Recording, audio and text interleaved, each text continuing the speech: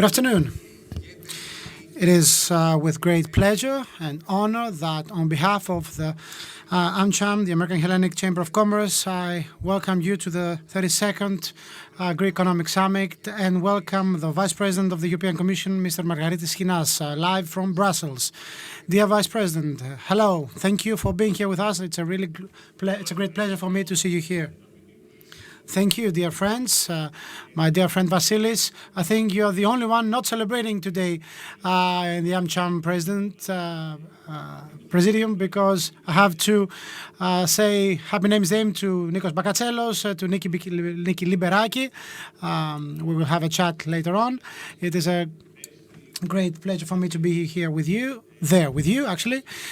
Last year, actually, it was perhaps the most difficult moment in terms of health-related conjuncture, the lack of vaccines, so actually the non-existence of available vaccines, so we had no room for optimism. However, within 12 months, I think that the combination of three major development facilities or instruments that the European Union agreed upon very quickly. A, the massive vaccination campaign. Second, the EU vaccination passport and the passport for mobility. And of course, the super weapon of the RRF. I think the combination and the firepower of these three instruments brought us to a very good point relatively to last year, especially for those who were a bit hesitant vis-a-vis our economy's rebound. I think that they were proven wrong once again by the facts. Greece, for instance, will feature a 7.1% growth rate. Actually, it will compensate for the 2020 recession, and the prospects for the coming years are equally positive.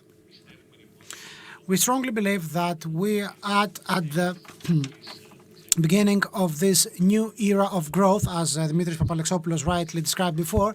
But for me, the most important thing is not actually the breadth of this growth, but its qualitative characteristics. And it's not by chance that in both shores of the Atlantic, we have this narrative: build back better, which means to rebuild, to build on top of,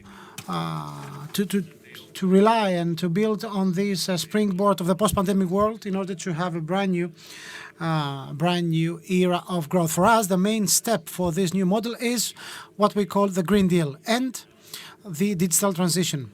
These are the two pillars of our new development paradigm, and for the very first time, we're not just declaring things. No, we don't have just theoretical objectives, but very robust, tangible tools in order to meet these objectives. I'm talking about the RRF and the national recovery and resilience plans for each member state. The Greek one has been one of the first and perhaps one of the most properly structured ones. Let me cover the main three aspects of it. A, in Greece we have provided for more than 1/3 of the total subsidies, 6.2 billion euros approximately. They will be targeted to meeting the climate-related objectives. The second one has to do with investments in the social fabric of this country. It has been proven that we have to do more about that. Skilling, upskilling, reskilling, social cohesion. No less than 5.2 billion euros will be dedicated to that. And third, this is to your interest as well, is grants and loans to transform the business environment, and of course this will affect businesses and regulatory framework amounting to 17.2 billion euros in total. Out of this growth-related and growth-centric rationale, plus the 7-year NSRF funds, we will have, for the first time in the 40 years of Greece's history in the EU, we have a portfolio of unprecedented size. A huge development opportunity of historic proportions that we should not miss. Let me say a few words about something which is of interest to your own members. Let me talk about private investments. Here in Brussels, we fully comprehend that EU funds are more than the catalyst for growth. We understand that making the transition into the Build Back Better world is not fully feasible unless It goes hand in hand with an aggressive, invested-minded approach vis-à-vis the private sector. That's why the real economy organizations have a very important role to play, like your members.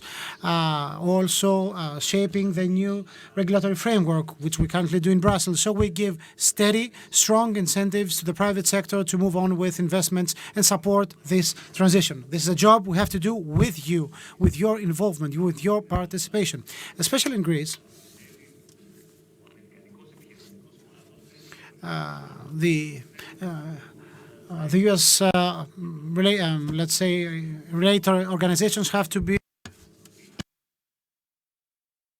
It's something quite visible, especially in Thessaloniki. We have the Pfizer Digital Hub. We have the International Initiative and Digital Skills Center by Cisco.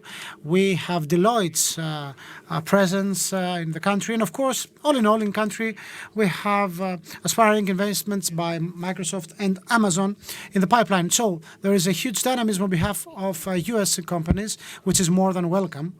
It is more than welcome, and it's absolutely compatible with EU priorities. Let me sum up by saying a few words about the transatlantic agenda. How close we are now to the Biden administration in the context of facing the pandemic. You know, last June, after a few years, you know, the previous year era, we have had a summit, an EU and US summit, in which President von der Leyen and President Biden agreed on 4 main priorities. A, fighting the pandemic and preparation against similar health-related threats that might come in the future. B, protection of the planet and promotion of green development. Third, promotion of commercial ties and digital innovation. And fourth, the transatlantic interfacing and contribution to building a more democratic, a more peaceful and safe international landscape. Over the past 5 months, as a result of that, we have had many significant steps forward in this transatlantic agenda. We work together very closely, actually, with the U.S. administration in the context of COP26 in Glasgow. And we acknowledged the U.S. initiative for climate neutrality by 2050, which brings the U.S. back to our own set of priorities. Talking about trade now, we have been able to settle some long-standing difficulties by lifting detrimental tariffs of billions of euros on aluminium, on steel, on aircrafts. And on September, we inaugurated a brand new technology innovation summit between EU and US, in the context of which we agreed on a new common roadmap in order to promote these state-of-the-art technologies that belong to the brand new generation. In the context of the pandemic, we are working together for vaccines, both in the context of COVAX, the global initiative for vaccines, and we also have a common work group between the EU and the US, helping us to lift any obstacles in our supply chain for vaccines, which was a point of a thorny issue at the beginning of this process. Last but not least, let me say that we are looking forward to the reports by experts on the new mutation and the new variant. Let me reassure you that the EU and the US, I'm pretty sure about that, have taken the lessons out of what we have experienced till this date. We have now the knowledge, the tools, the agreements in order to face any new threats in a more effective way. So, having said that, I'd like once again to thank you for your hospitality. You know very well, I feel really familiar in this setup, in transatlantic setup. I have been supporting that also in the past, using my previous capacities, and it's a pleasure, it's an honor for me to be able to contribute to this annual financial summit meeting. Thank you very much. Thank you, dear Vice President. It's an honor, and it is of great interest listening to the words, to such words. You covered a wide spectrum of themes. Let me thank you personally for the wishes for my name's day. Indeed, and Greece is celebrating today. I have many things I'd like to ask to you. We have 10 minutes at our disposal, so with your help, I hope we can cover a wide spectrum of issues. Let me start with the economy. You said before that the pandemic was a catalyst for the EU to make this historic transition into the RRF. One question would be the following. Is this huge disaster bequeathed by COVID allowed us to have the principle or the virtue of flexibility or agility as a result of that? You're smiling. Now, we'll start talking about the Stability Pact once again. And this is a point of concern for many countries, including our own, whether we will be back to the fiscal clamps of the past or whether we will have a new opportunity and agility in order to readjust this pact. That's a question of mine. Do you believe that the succession of in Germany with the new chancellor will play a role? I'm smiling, Mrs. Lymperaki, not because of the contents of your question, but for the very delicate way in which you phrased it. I tried to, dear Vice President. Let me be a bit more blunt. There is no doubt that one of the main reasons why we have been able in Europe to help economy stand back on its feet and rebound after the pandemic was because we were provident enough to agree on the main priorities in the context of readjusting the Stability Pact, and the first of which this Stability Pact was the rule book dictating growth rate before the pandemic, and you know it wasn't just EU that did so. EU is not living in a glass tank. No, we live in a connected world, and it was made quite clear that the only way, as shown by our peers and competitors, that the only way to overcome the pandemic effect was to combine this fiscal easing that gave room for new fiscal policies within the EU in conjunction with additional stimuli offered by the RRF that also provided a forward-leading approach to the economy. If you add to that the quantitative easing by the ECB and the full easing for sovereign grants plus support to the support via the SURE program for short-term employment. This entire arsenal, if I may say, led us to this point, plus the vaccination campaign, the EU Green Pass, etc. Now, the question, will we go back to the pre-pandemic financial approach or regime? Yes or no? I think the reply is clear. Not exactly as they were before the pandemic, because whether we like it or not, this pandemic creates a brand new framework in terms of social, financial, and political in the political landscape. These new parameters relate and touch upon our decisions, and all decisions have to be fully aligned with these new health-related developments. I strongly believe, and I'm not the only one to do so, that we are currently shaping the new post-pandemic fiscal framework that in no way will it be the same like the one we had before the COVID-19 pandemic. More likely it won't be the same with the one we had during the pandemic. It will be adjusted to the new facts, to the new developments.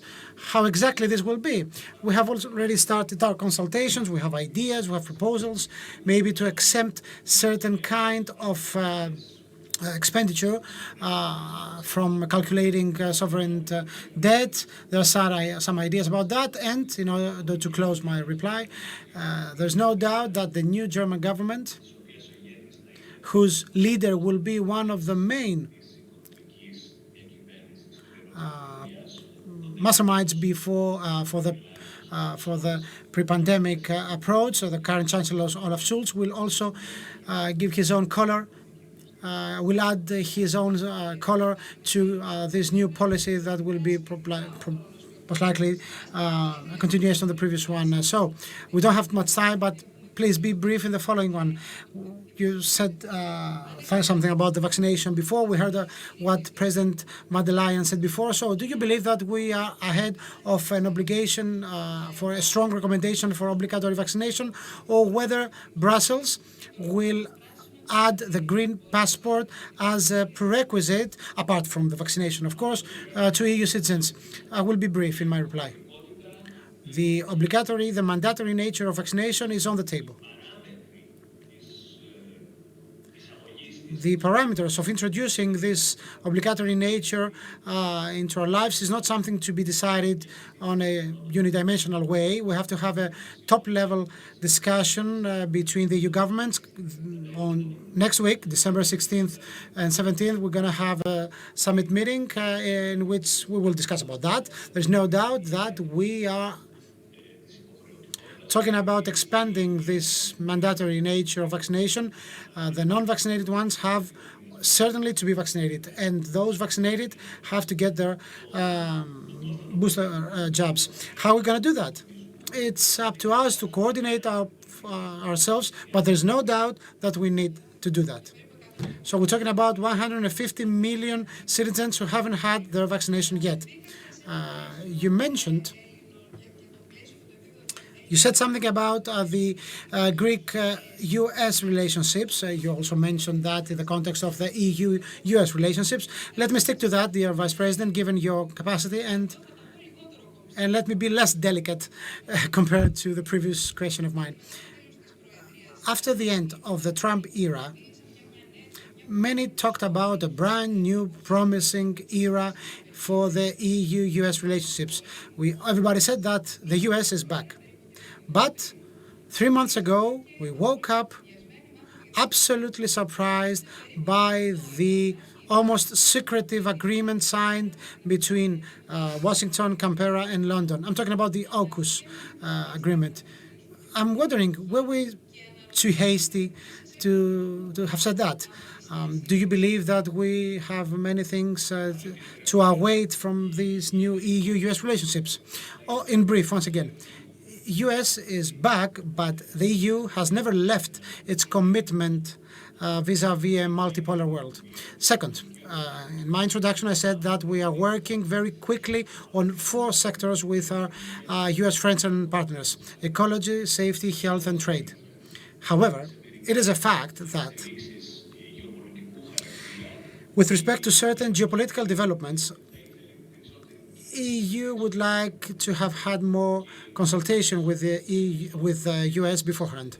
But as it is with all relationships, with all couples, if you like, with all partnerships, if you like, this won't happen using a magic wand. No. It conditions certain investment on our relationship, certain compatibility and trust. And I think that the future has lots of these 3 components in stock.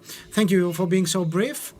Talking about the immigration issue, 2 years after the Evros events and having the recent case of the Polish Belarus borders, Europe has to handle the so-called instrumentalization of the immigration issue.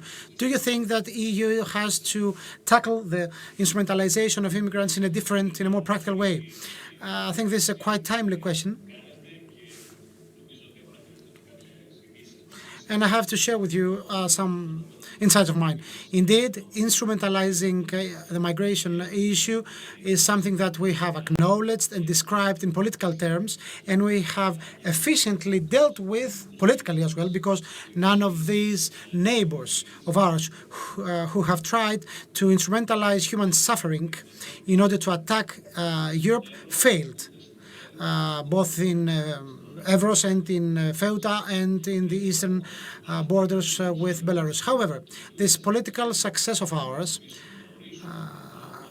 this political success of identifying and dealing with instrumentalization, it's something we have to introduce in our legal arsenal, in our community law. And this is exactly what we're going to do in the coming days, dear Mrs. Lymperaki, in the context of our proposals to restructure the Schengen Treaty and its provisions. It will be for the first time that we will describe in legal terms this instrumentalization of migration flows, and we will open up the set of options to EU member states suffering from by instrumentalization. We will open this agenda so that it can find many ways to organize their defense. Is it too much if I ask you to tell us at least one of these new tools to tackle instrumentalization? Because, Greece has been in the spotlight for that as well. You know that since I was the commissioner, I have a steady principle. I don't make comments about the Commission's proposals before they are submitted to by the College of the Commissioner of the commissioners. However, there will be legal arrangements so that countries suffering by this phenomena to be able to practically deal with them. That's my last question. You talked about instrumentalization of human suffering, but this human suffering, dear President, is real, is factual, regardless of its instrumentalization by authoritative neighbors and leaders. And I'm now making a comment that touches upon your own portfolio. To what extent are the pictures we've seen in the camps together with the pontiffs, to what extent are they compatible with the Greek standard of living and rules and regulations? The tragedy of Moria and the 2015-16 events have been the reasons for us to rebuild a framework of EU structures on our islands, fully funded by the community budget, that will help both Greece and Europe to handle pressure on our external borders, built according to our principles and values, allowing EASO, Frontex, Europol, and all other EU peers to have a presence there. It's a brand new beginning. It's a brand new page. And allow me to say to those who are too hasty to judge these new camps, first to visit them and then to have their criticism. Although there is people living there for many months and years, including children. Let me tell you the following. When there is a process of an asylum seeker, there is an application. He has or she has to stay where the asylum is sought for, because this is what the procedure provides. You cannot just apply for asylum and then disappear. You have to be there, provided details, information required to the authorities processing your application. You have to get the assistance, the support of community organizations acting on site. So we're not talking about prisons, as many were too hasty to say. We're talking about open centers from 8 a.m. to 8 p.m. Of course, there is a badge enabled exit and entry, but we have specific areas for single parents, for unaccompanied minors. We're talking about structures fully funded by the EU and allowing EU to properly handle migration flows. Thank you, dear President. Thank you very much. Thank you. And once again, Happy Names Day.